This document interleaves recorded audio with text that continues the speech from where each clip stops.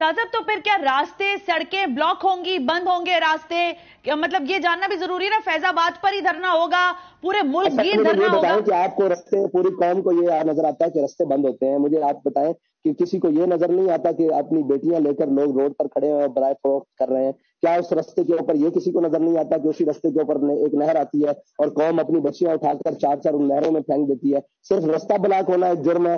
کیا یہ جرم نہیں ہے کہ جمہوریت کے نام پر پوری قوم کو بھوک سے مار دیا جائے؟ کیا قوم کے اوپر بم گرانا جرم ہے یا قوم کو دہشت گردی سے مارنا جرم ہے؟ یہ بھی تو دہشت گردی سے بڑا جرم ہے کہ قوم کو بھوک سے مار دیا جائے یا قوم کو اس نہج کے اوپر لے کر جایا جائے تاکہ قوم نہ سانس لے سکے، نہ بات کر سکے، نہ احتجاج کر سکے۔ کیا یہی صرف ایک جرم ہے کہ روڈ بند ہو گیا؟ کیا اس ملک میں کشمیر نہیں فروخت ہوا؟ کیا اس ملک میں جناب اسی ملک کے اوپر روڈ کے اوپر نقیب اللہ مسعود کا قتل نہیں ہوا؟ کیا اسی ملک کے اندر جناب ہمارے لوگوں کو سر عام گولیاں نہیں ماری گئی؟ تو خالی یہ جرم نہیں ہے روڈ بند کرنا، اپنے حق کے لیے آخری حد تک جانا یہ جرم نہیں ہے، یہ اپنا حق حاصل کرنے کا ایک صحیح طریقہ ہے، بالکل میں ٹھیک یہ ہو، سمجھتا ہوں۔ ٹھیک ہے۔